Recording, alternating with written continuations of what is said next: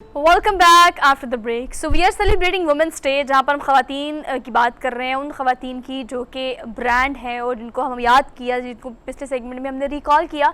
वहीं पर आज ख़वातीन को दरपेश मसाइल की भी बात करेंगे, लेकिन हमने जो सेगमेंट टच करने की कोशिश की है वो है हेल्थ, क्योंकि ख़वातीन को हेल्थ के मसाइल बहुत ज़्यादा हैं और ख़वातीन को इन हेल्थ के मसाइल की वजह से बहुत सारे सर्कल्स में, वो वर्क सर्कल हो, सोशल सर्कल हो, घर हो या बाहर हो, बहुत मसाइल का सामना करना पड़ता है। मैं कहूँ अगर 100% में से 50% मसाइल इसी वजह से होते हैं तो शायद मैं ठीक कहूँगी। आप स्क्रीन की बात करें, आप काम की बात करें, आप किसी भी प्रोफेशन की बात करें, तो ख़वातीन जहाँ पर ओबेसिटी का शिकार है और बॉडी शेमिंग बहुत ज़्यादा है, इसकी वजह से भी ख़वातीन ये समझती है कि हमें अपने राइट्स के बारे में बात करनी चाहिए या हमें अपने हकूक़ के लिए आवाज़ बुलंद करनी चाहिए, बिकॉज उनको इन वजूहात की बिना पर भी इस्तेसाल का शिकार बनाया जाता है या किया जाता है।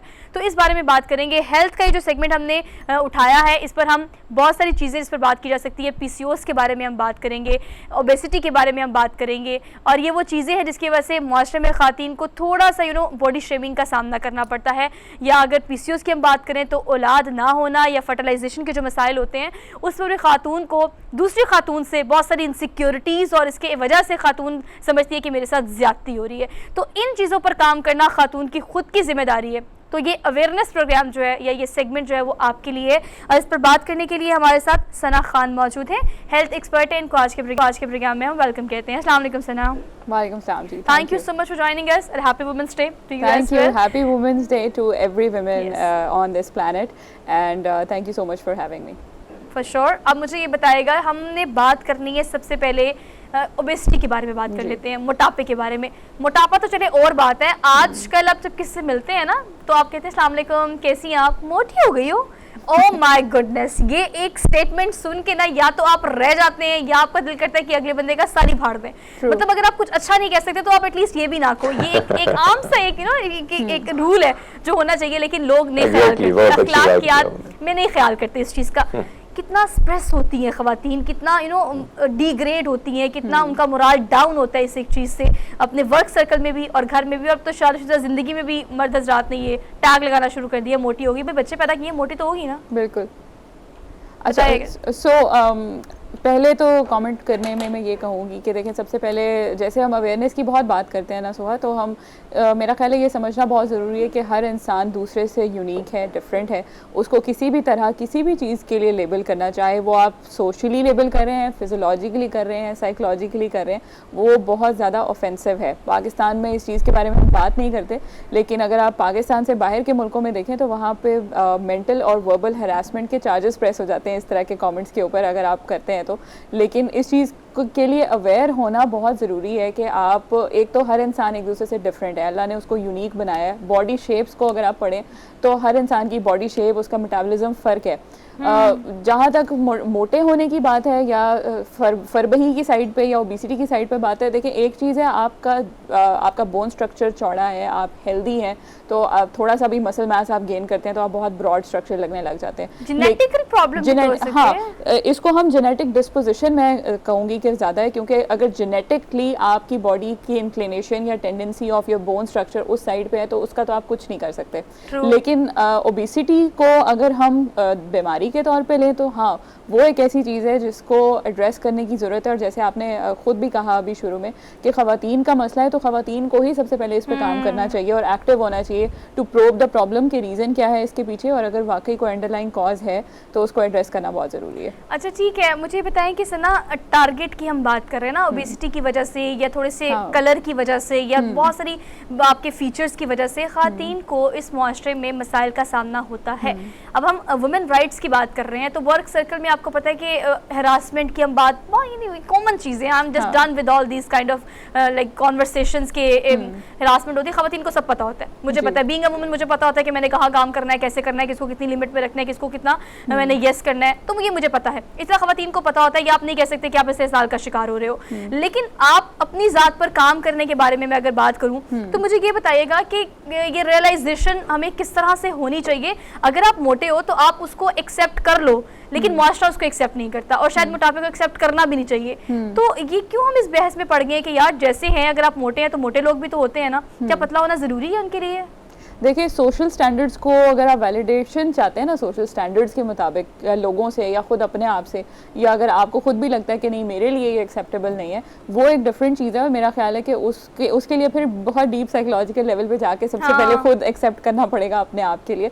और जब आप फिर वही चीज़ प्रोजेक्ट करते हैं, वैसा ही इमेज देते हैं, उतना ही कॉन्फिडेंटली अपने आप को कैरी करते हैं, तो फिर आप लोगों की ज़ुबानें भी बंद करने में कामयाब हो जाते हैं। लेकिन अगेन मैंने बात की, देखें जेनेटिक प्रीडिस्पोजिशन एक और चीज़ है, बीमारी जो है वो उतनी ही ज़्यादा नुकसानदेह है। उस पर लोग आपको कह रहे हैं, अगर तो मैं नेगेटिविटी में से एक छोटा सा मस्बत पहलू निकालना चाहती हूँ कि शायद किसी के कहने की वजह से आपको एहसास हो जाए और आप डॉक्टर के पास जाएं और आपकी बीमारी की तशखीस हो जाए और आप उसका इलाज कर सकें। और आप शुक्र अदा करें कि यार उस बंदे ने मुझे बेइज्जत किया था और फिर अब मुझे याद रहा और मुझे गुस्सा आया तो मैंने चैलेंज किया अपने आप। बिल्कुल बिल्कुल। खैर हरमीत भी हमारे साथ है। Harmeet, women's all take over the whole show और हमने हाईजैक कर लिया, लेकिन यू कैन ऐड योरसेल्फ। जी जी जी, वैसे अगर हम देखें, आपने जो टॉपिक छेड़ा है, यानी खासकर बहुत सारे ऐसी चीज़ों के हवाले से, चाहे वो बॉडी शेमिंग हो, कहीं ना कहीं शक्ल सूरत, या इस हवाले से आपसे जानना चाहेंगे क्या ऐसी चीज़ें होनी चाहिए। कहीं ना कहीं एक खौफ भी हम देखते हैं कि जो फीमेल हैं वो अपने आप पर ऊपर तारी कर लेती, इस खौफ से निकलने का कोई रास्ता जो अगर हम देखें फिटनेस के हवाले से, अगर हम देखें बहुत सारी चीज़ें ऐसे, बहुत सारे टिप्स होते हैं जिससे जो आपको सिखाते हैं कि इससे भी आप निकल सकते हैं और अपने आप को जैसे आप हैं वैसे आप अपने आप को अपने आप पे प्राउड फील करते हैं, तो ये खौफ से कैसे निकला जाए?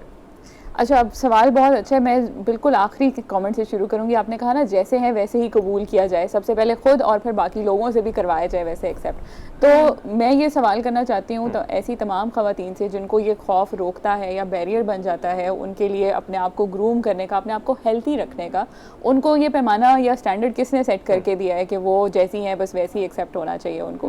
देखिए बहुत दफ़ा ऐसे भी होता है, जैसे मैं अगर okay so fine I will talk about my self. मेरे कामयाबियों से, मेरी अकॉम्प्लिशमेंट से पहले मेरे स्किन कलर को बहुत क्वेश्चन किया जाता है या निशाना बनाया जाता है, या उसकी बेस पर डिस्क्रिमिनेट भी इवन किया जाता है कि जी यू नो आपका स्किन कलर जो है वो आपकी डिफाइन करेगा कि आप कितनी आपकी वर्थ है या कितनी कैपेबिलिटी आपकी, आप अगर किसी भी फोरम पे बात करिए तो आपकी राय को कितना ऑथेंटिक माना जाए। लेकिन मैं हमेशा देखें रीइंफोर्समेंट और पॉजिटिव रीइंफोर्समेंट बहुत ज़रूरी है।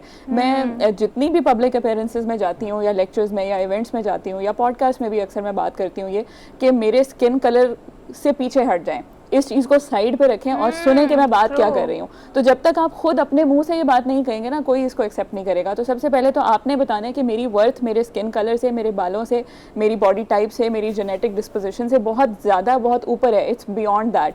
तो फिर लोग भी आहिस्ता आहिस्ता वो वर्थ देखना शुरू कर देते हैं। फर्स्ट ऑफ ऑल तो Sana appreciation for your this much confidence, और ये होना चाहिए हर औरत में, because the confidence is best makeup जो यू कैन वेयर योरसेल्फ ना।